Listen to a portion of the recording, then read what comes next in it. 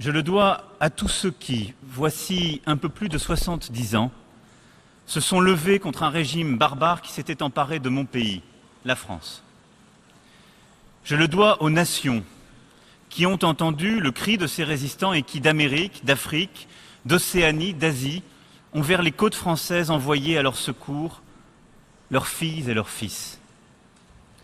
Ils ne savaient pas tous ce qu'était la France, mais ils savaient que la défaite de la France était aussi la défaite d'idéaux qu'ils partageaient, dont ils étaient fiers et pour lesquels ils étaient prêts à mourir. Ils savaient que leur liberté et leurs valeurs dépendaient de la liberté d'autres femmes, d'autres hommes, vivant à des milliers de kilomètres d'eux. Je le dois à ceux qui, la guerre finie, ont osé la réconciliation et ont reconstruit un nouvel ordre international. À ceux qui, comme René Cassin, ont compris que les droits de l'homme étaient au cœur de la légitimité internationale. À ceux qui ont jugé les coupables, recueilli les victimes, réparé les fautes. À ceux qui ont voulu croire que les valeurs que cette guerre avait bafouées devaient reprendre leur juste place. Des valeurs de tolérance, de liberté, d'humanité, qui sont fondatrices des Nations Unies. Pas parce que ces valeurs étaient belles, mais parce qu'elles étaient justes et permettaient d'éviter que le pire n'advienne. Si je vous dis tout cela, ça n'est pas simplement pour vous parler d'histoire. Mais lorsque, aujourd'hui, j'entends nombre de nos collègues parler du monde tel qu'il va, ils oublient un peu de cette histoire dont nous venons. Et que ce qui nous paraît exotique ou si loin de nous, si loin de nos intérêts immédiats, est peut-être ce qui détermine et déterminera le plus nos vies.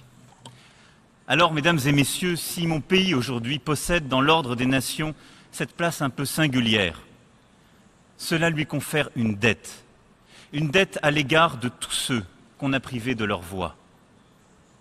Et je sais que le devoir de la France est de parler pour ceux qu'on n'entend pas. Car parler pour eux, c'est aussi parler pour nous, aujourd'hui ou demain. Et en ce jour, ce sont ces voix oubliées que je veux porter. J'ai entendu Bana, citoyenne d'Alep, et c'est sa voix que je veux ici porter. Elle a vécu sous la terreur des bombardements, des polices et des milices. Elle a connu les camps de réfugiés. Le peuple syrien a assez souffert pour que la communauté internationale prenne acte d'un échec collectif et s'interroge sur ses méthodes. Pour établir une paix durable et juste, il y a urgence à nous concentrer sur le règlement politique de la crise par la transition, comme le Conseil de sécurité l'a acté à l'unanimité dans la résolution 2254 de 2015. La France est à l'initiative avec ses partenaires pour soutenir les efforts des Nations Unies et enclencher, enfin, une feuille de route politique inclusive en Syrie. C'est pour cela que je souhaite que nous puissions lancer un groupe de contact avec tous les membres du P5 et l'ensemble des parties prenantes. Aujourd'hui, le format dit d'Astana peut être utile, mais il ne suffit pas. Et ces derniers jours ont mis en lumière bien des difficultés. Alors donnons-nous les moyens réels d'enclencher les négociations, car la solution sera à terme politique et non militaire. C'est notre intérêt, à tous, et d'abord, bien entendu, celui des Syriens. Dans ce contexte, j'ai indiqué quelles étaient nos deux lignes rouges. D'abord, une intransigeance absolue sur l'emploi d'armes chimiques. Les auteurs de l'attaque du 4 avril dernier devront être traduits devant la justice internationale, et cela ne doit plus jamais se produire. Ensuite, l'absolue nécessité d'aménager les accès aux soins de tous et toutes, de permettre les structures médicales de protéger les populations civiles. La France a décidé d'en faire l'une des priorités de sa présidence du Conseil de sécurité le mois prochain. Agir pour la paix en Syrie, c'est agir pour le peuple syrien, mais c'est aussi nous protéger tous contre le terrorisme islamiste. Car en Syrie, en Irak, c'est contre le terrorisme que nous nous battons au premier chef. Nous agissons pour tous ceux qui ont péri dans ces attaques au cours des derniers mois. Car le terrorisme djihadiste a frappé sur tous les continents nos concitoyens, quelle que soit leur religion. Nous devons ainsi tous nous protéger en unissant nos forces et notre sécurité devient la première priorité. C'est le sens des initiatives que la France porte pour lutter contre l'utilisation d'Internet par les terroristes et contre toutes les sources de leur financement. C'est pourquoi j'ai souhaité que nous puissions organiser en 2018 une conférence sur ce combat, durant laquelle je vous appelle toutes et tous à vous engager. Mais c'est aussi le sens de l'action militaire que la France mène au sein de la coalition en Syrie et en Irak, dans le respect du droit international. Ce combat contre le terrorisme, il est militaire, il est diplomatique, mais il est aussi éducatif, culturel, moral. Il passe par notre action au Moyen-Orient, en Afrique, mais aussi en Asie. Et il doit tous et toutes nous réunir. J'ai entendu Ousmane, écolier à Gao, et c'est sa voix que je veux ici porter. Son enfance se passe au Mali dans la hantise des attentats aveugles. Et pourtant son seul rêve est d'aller à l'école sans risquer la mort. Au Sahel, nous sommes tous et toutes désormais engagés. Nations Unies, pays de la région au sein de la MINUSMA et de la force conjointe du G5, Union européenne et ses États membres. Et je veux ici rendre hommage à tous ces acteurs en rappelant que c'est un effort particulièrement douloureux et cher en vie humaine. Notre défi est aujourd'hui, là aussi, d'éradiquer le terrorisme et pour ce faire de renforcer les capacités nationales pour que les États eux-mêmes prennent en charge leur sécurité. Quels que soient les moyens que nous mettrons, nous ne réussirons pas dans notre mission collective si les pays les plus concernés ne sont pas en mesure d'assumer leurs propres responsabilités. C'est pourquoi j'ai soutenu dès ma prise de fonction le déploiement de la force conjointe du G5 Sahel et j'en appelle ici à votre mobilisation collective. C'est pourquoi aussi je veux m'investir dans le renforcement du soutien aux opérations africaines de paix, car c'est cela l'avenir. Nous devons repenser collectivement l'articulation entre maintien de la paix, organisation régionale et pays hôtes. Et notre capacité à répondre aux aspirations de paix des populations en dépend. Assurément, la réponse militaire ne pourra jamais être la seule réponse. Et je veux ici insister sur la nécessité d'une réponse politique, et je pense bien sûr à la mise en œuvre de l'accord d'Alger et notre politique de développement. J'ai entendu aussi Kwame, et c'est sa voix que je veux ici porter. Jeté sur les routes, il a traversé l'Afrique avant de remettre son sort en Libye entre les mains de passeurs. Il a traversé la Méditerranée. Il est parvenu à bon port quand tant d'autres périssaient en mer. Le réfugié, le déplacé, ou celui qu'on appelle tristement le migrant, est en réalité devenu le symbole de notre époque. Le symbole d'un monde où aucune barrière ne pourra s'opposer à la marche du désespoir, si nous ne transformons pas les routes de la nécessité en routes de la liberté. Ces migrations sont politiques, climatiques, ethniques. Ce sont à chaque fois ces routes de la nécessité. La nécessité, c'est aujourd'hui la fuite face aux persécutions dont sont victimes les Rohingyas. Plus de 400 000 réfugiés, dont la majorité sont des enfants. Les opérations militaires doivent cesser, l'accès humanitaire assuré et le droit rétabli face à ce qui est, nous le savons, un nettoyage ethnique. La France prendra l'initiative au Conseil de sécurité sur ce sujet. La nécessité, c'est le départ pour sauver sa famille quand la guerre fait rage et que le droit international humanitaire n'est plus respecté mais instrumentalisé, comme en Syrie, dans la stratégie de violence des acteurs.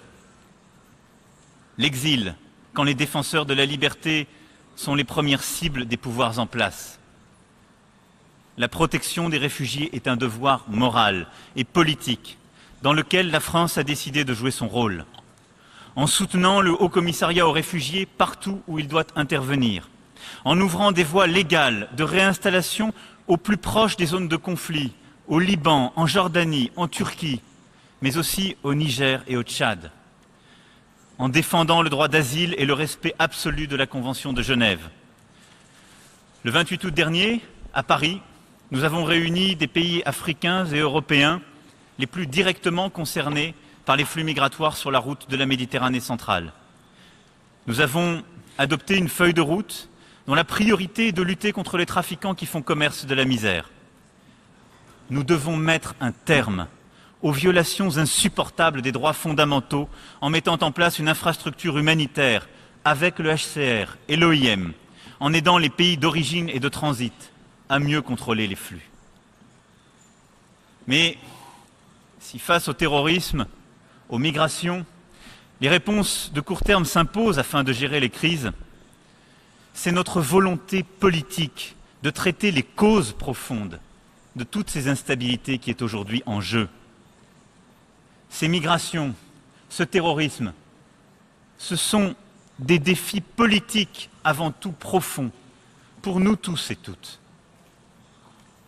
Car ces causes profondes, morales, civilisationnelles, si nous voulons les relever, c'est par une véritable politique de développement que nous pouvons le faire. C'est pourquoi j'ai décidé que la France jouerait son rôle en fixant l'objectif de consacrer 0,55% de notre revenu national pour l'aide publique au développement d'ici 5 ans.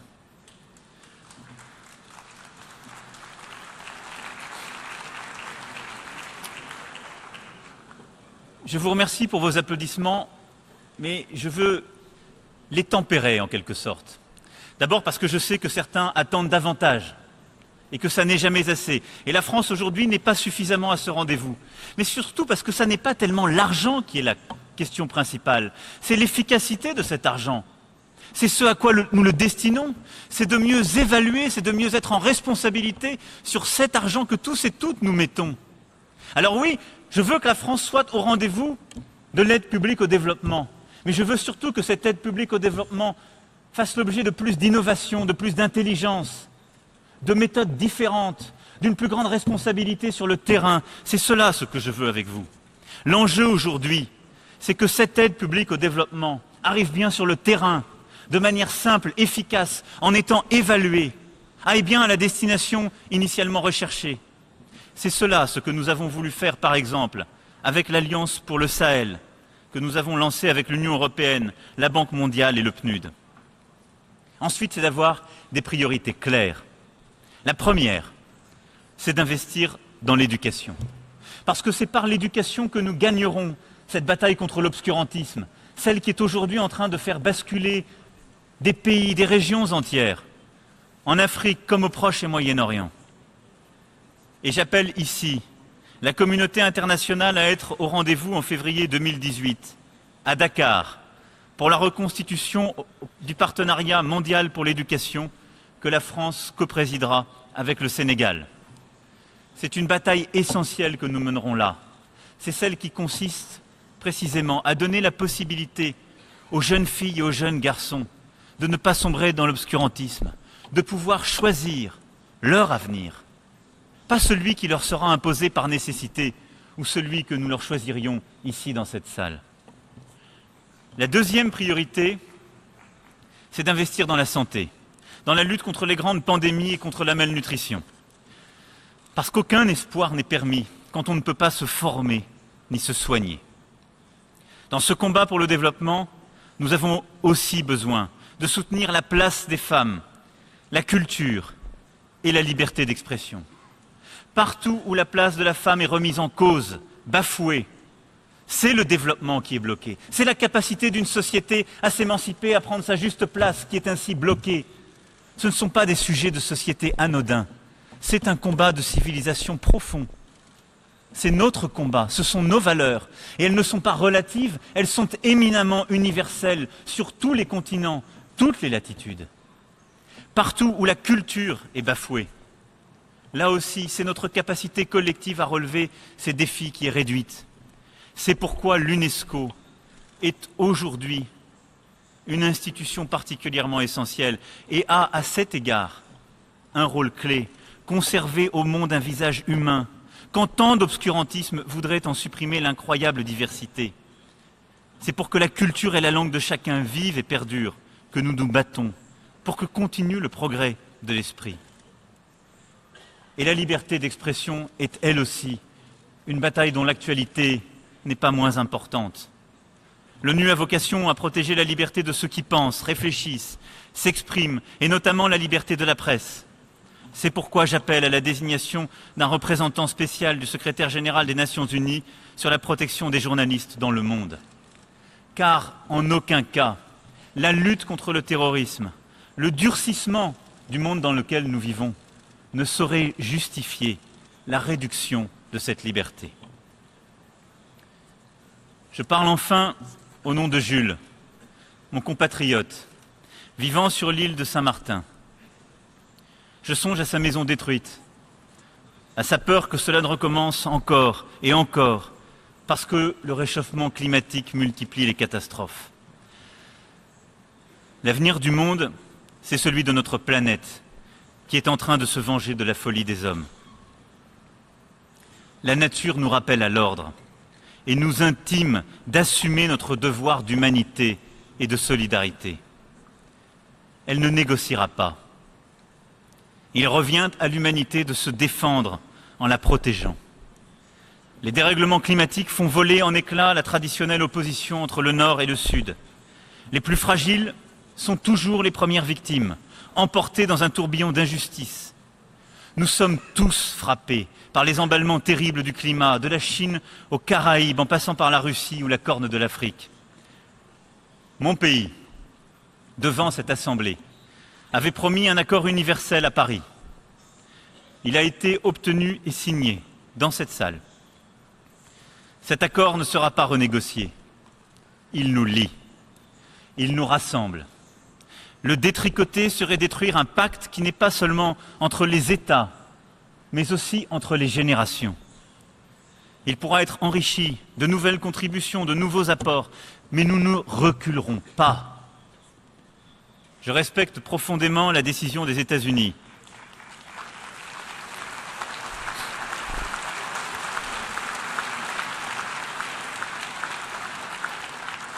Je respecte profondément la décision des États-Unis et la porte leur sera toujours ouverte. Mais nous continuerons, avec tous les gouvernements, avec les collectivités locales, les villes, les entreprises, les ONG, les citoyens du monde, à mettre en œuvre l'accord de Paris. Nous avons pour nous la force des pionniers, l'endurance, la certitude et l'énergie de ceux qui veulent construire un monde meilleur. Et oui, ce monde meilleur créera de l'innovation, des emplois, n'en déplaise à ceux et celles qui veulent croire que l'avenir ne se regarde qu'en arrière.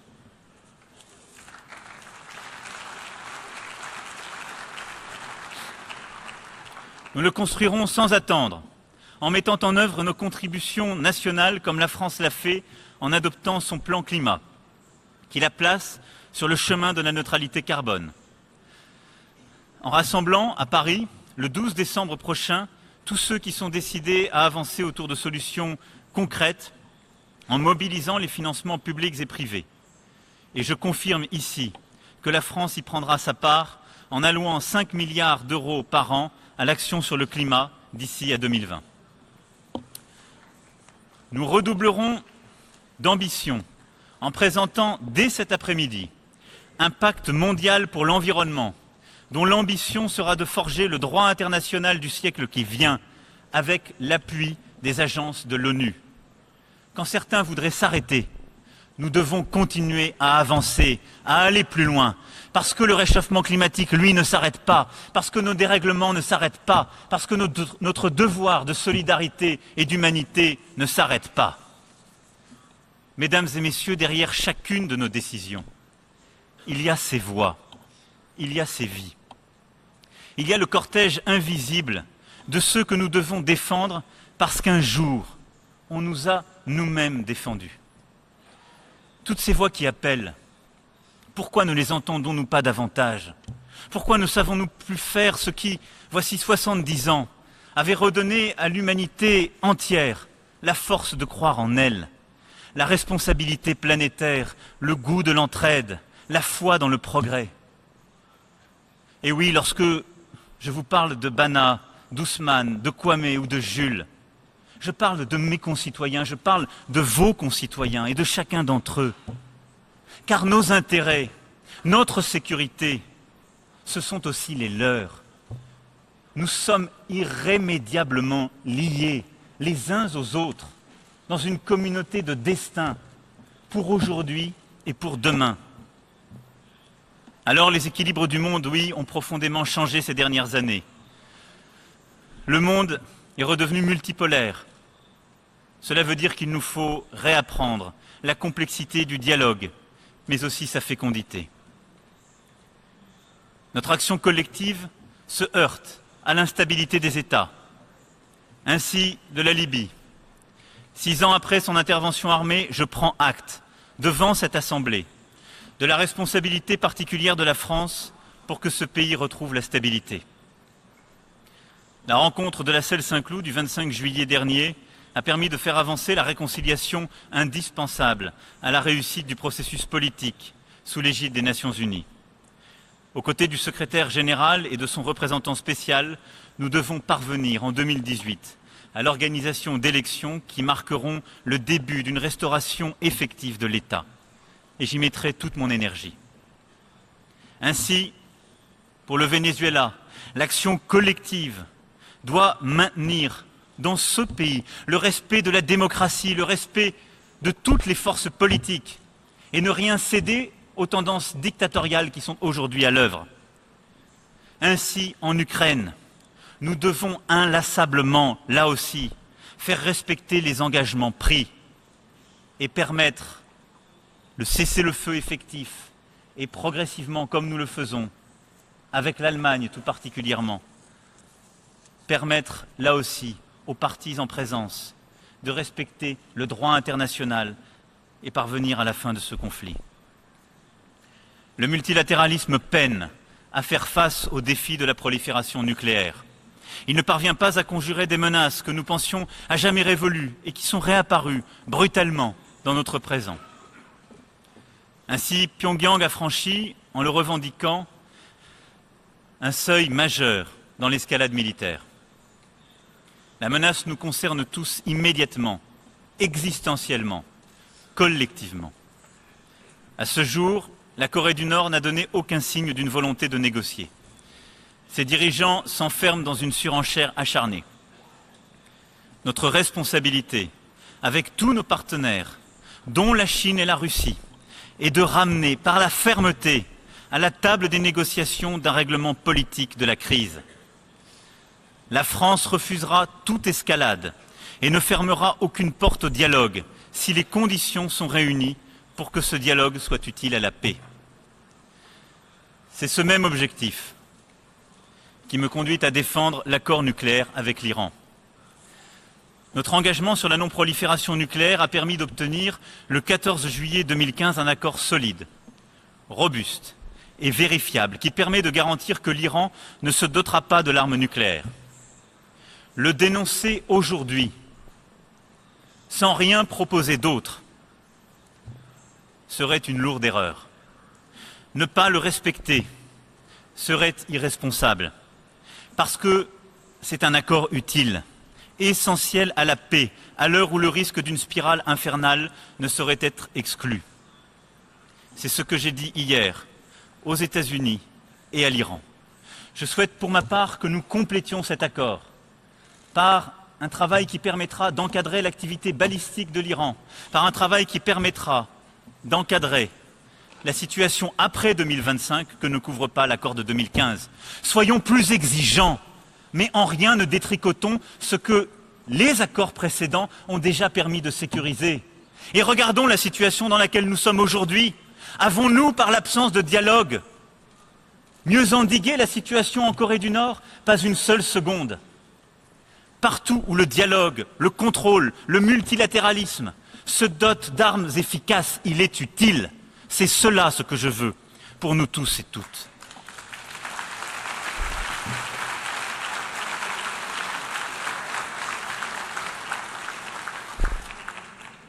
Alors je ne sais si mon lointain successeur aura dans 70 ans le privilège de s'exprimer devant vous.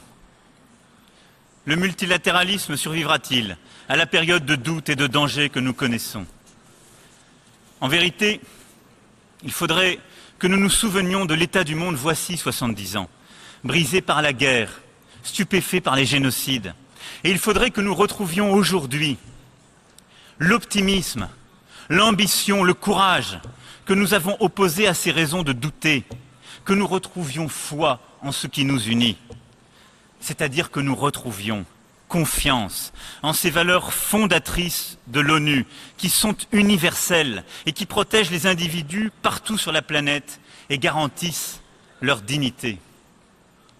Mais mesdames et messieurs, pourquoi en sommes-nous arrivés là?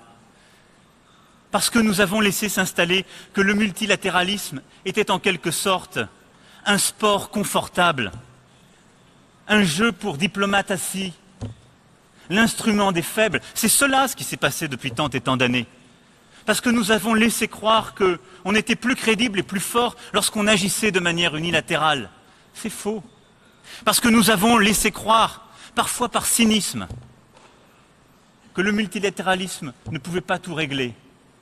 Alors nous avons laissé les dérèglements du monde prendre le dessus. Nous avons traîné à régler le réchauffement climatique, à traiter des inégalités contemporaines qu'un capitalisme déréglé s'est mis à produire. Nous avons laissé des voix discordantes s'élever. Mais à chaque fois, c'est la voix du plus fort qui l'emporte à ce jeu. Nous avons, par langueur, par oubli de l'histoire qui nous a fait, nous avons laissé s'installer l'idée qu'on est plus fort hors du multilatéralisme. Mais notre défi contemporain, celui de notre génération, c'est de savoir le refonder. C'est d'expliquer qu'aujourd'hui, dans le monde tel qu'il va, il n'y a rien de plus efficace que le multilatéralisme. Pourquoi? Parce que tous nos défis sont mondiaux. Le terrorisme, les migrations, le réchauffement climatique, la régulation du numérique, tout cela, nous ne le réglerons qu'à l'échelle de la planète, de manière multilatérale. Et à chaque fois que nous acceptons que ce ne soit pas le multilatéralisme, alors nous laissons la loi du plus fort l'emporter. Parce que oui, mes amis, consacrer notre vision du monde, c'est par le multilatéralisme que nous pourrons le faire. Parce que cette vision est universelle, elle n'est pas régionale. Parce qu'à chaque fois que nous avons cédé à certains qui disaient que la place de la femme c'était l'affaire de quelques-uns à un certain bout de la planète, mais pas des autres, que l'égalité entre les citoyens c'était l'affaire d'une civilisation mais pas d'une autre, nous avons abandonné ce qui nous a rassemblés ici, dans ce lieu, l'universalité de ces valeurs. Et là aussi, nous avons cédé dans certains pays à la loi du plus fort.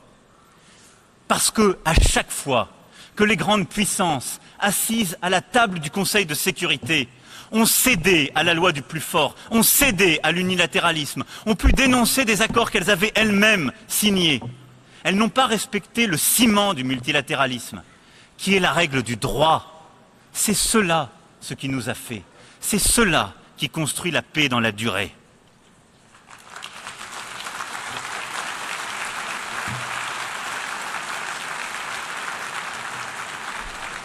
Alors oui, aujourd'hui, plus que jamais, nous avons besoin du multilatéralisme. Non pas parce que ce serait un mot confortable, non pas parce que ce serait, en quelque sorte, un refuge pour gens intelligents, parce que le multilatéralisme, c'est la règle du droit, c'est l'échange entre les peuples, c'est l'égalité de chacune et chacun d'entre nous, c'est ce qui permet de construire la paix et de relever chacun de nos défis. Alors oui, pour ce faire, l'Organisation des Nations Unies a toute légitimité pour agir et préserver les équilibres du monde.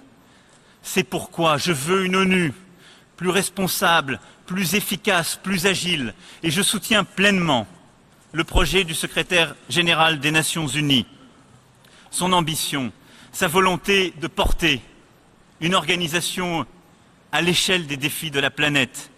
Nous avons besoin de sortir de nos bureaux, des rencontres entre États et entre gouvernements pour aller chercher d'autres énergies, pour représenter différemment le monde tel qu'il est et pour revenir sur des dogmes dans lesquels nous nous sommes parfois installée. Nous avons besoin d'un Conseil de sécurité qui puisse prendre des décisions efficaces et ne pas être enfermé dans le droit de veto quand des atrocités de masse sont commises. Nous avons besoin d'une meilleure représentation de toutes les forces en présence, de tous les continents. Nous avons besoin d'une articulation dans la gestion des crises avec l'Union européenne, l'Union africaine, les organisations sous-régionales qui sont des acteurs essentiels. C'est pourquoi la France sera là, aux côtés des Nations Unies, pour la réforme en cours. Pour conclure, mesdames et messieurs, je voulais vous dire que les voix oubliées que j'ai voulu porter ce jour ne peuvent résonner que dans une enceinte comme celle-ci. Une enceinte où chacun a sa place, où chacun peut se faire entendre de ceux qui ne veulent pas écouter. Et à ceci, je dirais, ne pas écouter la voix des opprimés et des victimes, c'est laisser leur malheur grandir, prospérer, jusqu'au jour où il nous frappera tous. C'est d'oublier que nous-mêmes, chacune et chacun, à un moment de notre histoire, nous avons été ces opprimés, et d'autres ont entendu nos voix. C'est oublier que notre sécurité, c'est leur sécurité, que leur vie engage la nôtre, et que nous ne serions restés indemnes dans un monde qui s'embrase. Ne pas écouter ceux qui nous appellent à l'aide, c'est croire que les murs et les frontières nous protègent. Mais ce ne sont pas les murs qui nous protègent.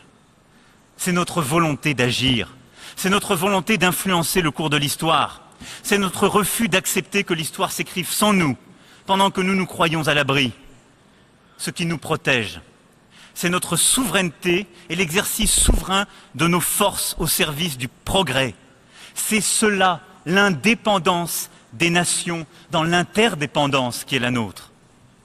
Ne pas écouter ces voix, c'est croire que leur misère n'est pas la nôtre, que nous posséderons pour toujours les biens dont ils ne pourront que rêver. Mais lorsque ce bien, c'est la planète, lorsque ce bien, c'est la paix, la justice, la liberté, pensez-vous que nous puissions en jouir seuls dans un coin? Si nous ne prenons pas la défense de ces biens communs, nous serons tous balayés. Nous laissons s'enflammer des brasiers où demain l'histoire jettera nos propres enfants. Et oui, aujourd'hui encore plus qu'hier, nos biens communs, c'est aussi notre intérêt. Notre sécurité, c'est aussi leur sécurité.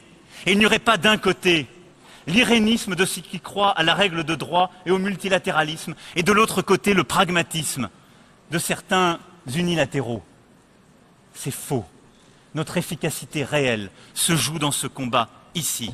Alors avec vous, je veux croire aujourd'hui dans un multilatéralisme fort, responsable. C'est la responsabilité de notre génération si elle ne veut pas laisser place à la fatalité. Nous n'avons qu'un courage à avoir, mesdames et messieurs, celui d'entendre ces voix, celui de ne pas dévier de la trace que nous devons laisser dans l'histoire, et celui, à chaque instant, de considérer que nous devons réconcilier notre intérêt et nos valeurs, notre sécurité et les biens communs de la planète. Notre génération n'a pas le choix, car elle doit parler pour aujourd'hui et pour demain. Je vous remercie.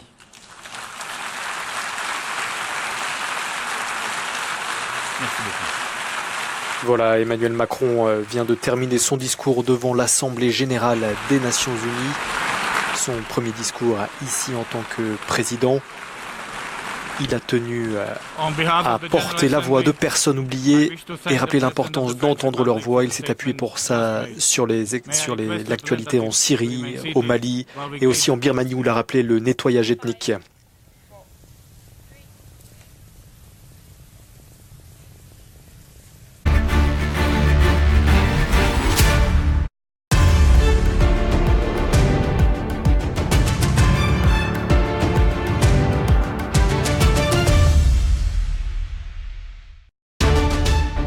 Devant l'Assemblée générale des Nations Unies, Donald Trump attaque et menace celui qu'il appelle Rocketman, soit le leader nord-coréen. L'ouragan Maria sème la terreur dans les Antilles de catégorie 5 sur une échelle de 5. Il a causé des dégâts en Martinique et en Guadeloupe. La situation est sévère en Dominique. La colère des clients de Ryanair affectés par de multiples annulations de vols, près de 2000 jusqu'à fin octobre. La compagnie s'excuse pour ses erreurs.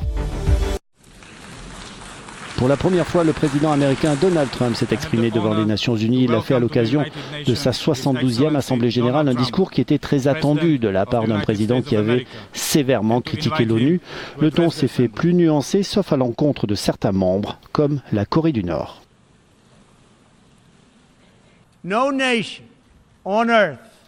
Aucune nation sur Terre n'a intérêt à voir cette bande criminelle se doter de l'arme nucléaire et de missiles. Les États-Unis sont très puissants et très patients. Mais si on les contraint à se défendre ou à défendre leurs alliés, nous n'aurons pas d'autre choix que de détruire totalement la Corée du Nord. Rocketman, l'homme fusée, s'est engagé dans une mission suicide pour lui-même et pour son régime. Le président américain a aussi insisté sur l'effort consenti par les États-Unis qui, avec 22%, sont le premier contributeur du budget de l'ONU. Il a demandé aux autres membres de prendre leur part à cet effort. Avant de prononcer leur discours à la tribune de l'Assemblée générale des Nations Unies, les présidents français et américains se sont rencontrés à New York. Emmanuel Macron et Donald Trump n'avaient pas la même chose en tête. Nous avons beaucoup de vues communes sur les sujets de sécurité, de lutte contre la prolifération nucléaire et évidemment de gestion des grands conflits mondiaux. Je crois que nous avons sur tous ces sujets beaucoup à faire ensemble. J'étais votre invité le 14 juillet et c'était l'une des parades militaires les plus formidables que je n'ai jamais vues. C'était 2 heures à fond, c'était une démonstration de puissance militaire. Nous devrions faire quelque chose comme ça le 4 juillet à Washington, sur Pennsylvania Avenue, si j'ai votre approbation. Emmanuel Macron avait convié Donald Trump et son épouse à Paris les 13 et 14 juillet, malgré quelques différends, notamment concernant l'accord de Paris sur le climat. En mai dernier, le président américain a annoncé le retrait de son pays de cet accord, mais le locataire de l'Élysée ne désespère pas de le faire changer d'avis. Une dizaine de jours après le passage ravageur d'Irma, les Antilles sont encore en alerte. L'ouragan Maria a longé pendant la nuit la Guadeloupe. Les rafales à plus de 200 km/h ont balayé l'île française, où il est tombé en une nuit l'équivalent de 8 mois de pluie à Paris. En 24 heures à peine, l'ouragan Maria a été réévalué de la catégorie 2 à la catégorie 5, la plus élevée. Qualifié de potentiellement catastrophique, il progresse en direction du nord-ouest, après être passé à 50 km des côtes nord de la Martinique. Mais c'est la Dominique qui aurait été la plus sinistrée. L'œil du cyclone est passé juste au-dessus de cette île des Caraïbes avec des vents à plus de 250 km/h. Aucun bilan n'a été communiqué, mais le Premier ministre évoque des destructions très étendues. À ce stade, écrit-il, nous avons perdu tout ce qui pouvait être perdu. Une dizaine de jours après le passage destructeur d'Irma à Saint-Martin et Saint-Barthélemy, les 2 îles des Petites Antilles, très vulnérables, ont été placées en alerte rouge. Maria pourrait ensuite frôler plusieurs îles de l'arc caribéen avant d'atteindre les îles Vierges britanniques et américaines et Porto Rico, où les habitants se préparent. À Paris, un hommage national était rendu ce mardi aux victimes du terrorisme. Le Premier ministre Édouard Philippe a présidé une cérémonie aux Invalides où étaient réunis de nombreux proches de victimes. Depuis janvier 2015, les attentats sur le sol français ont fait plus de 230 morts. Cette histoire tragique du terrorisme, nous la vivons tous. Victimes, familles de victimes, forces de sécurité, élus, responsables nationaux, citoyens, au quotidien. Charlie Hebdo, le Bataclan, Nice, mais aussi Istanbul, Berlin, Bruxelles, Barcelone, Bamako, Manchester, autant de lieux où le terrorisme a frappé. Dire à nos concitoyens. Parmi les témoignages, celui du conjoint du policier qui avait été tué sur les Champs-Élysées, ou encore celui de cette mère de famille. Je parlais de mon époux, Marc-Emmanuel Biteguet. C'était un père aimant, un homme travailleur. Il nous a été arraché à la force de l'âge, à 30 ans. Il me laisse, moi, sa femme, veuve, avec 4 enfants en bas âge. le jour de la fête des pères. Cette journée d'hommage aux victimes du terrorisme a lieu chaque année le 19 septembre, en référence à l'attentat du DC-10 d'UTA au Niger en 1989, qui avait fait 170 victimes. Près de 30 ans après, cette journée prend tout son sens. Un Pakistanais âgé de 25 ans a été arrêté en Espagne ce mardi pour ses relations présumées avec le terrorisme djihadiste. L'arrestation du jeune homme a eu lieu dans la ville catalane de Lérida. Elle intervient 3 mois après celle de 3 frères, eux aussi d'origine pakistanaise. Selon les forces de sécurité, cette nouvelle arrestation aurait permis de démanteler un groupe à l'idéologie particulièrement radicale, un groupe accusé de propager l'idéologie djihadiste sur les réseaux sociaux. Le secrétaire général de l'ONU envoie un nouveau message aux autorités birmanes. Lors d'un discours devant l'Assemblée générale des Nations unies, quelques heures après le discours d'Aung San Suu Kyi, Antonio Guterres a déclaré que l'escalade des violences avait causé la fuite de 400 000 Rohingyas, ce qui menace, d'après lui, l'équilibre régional. Les autorités birmanes doivent mettre fin aux opérations militaires, permettre un accès humanitaire sans restriction et reconnaître le droit des réfugiés à la sécurité et à la dignité. Ce mardi, Aung San Suu Kyi a défendu les autorités de son pays, assurant que la plupart des villages Rohingyas étaient intacts et qu'elle était prête à organiser le rapatriement des réfugiés. Un discours salué par les diplomates. Cela va aider la communauté internationale à mieux comprendre la situation ici en Birmanie et en Arakan. Alors que des milliers de soutiens de la chef d'État birmane étaient réunis devant la mairie de la capitale Rangoon, les Rohingyas qui ont fui au Bangladesh refusaient d'entendre que leur communauté était en sécurité en Birmanie.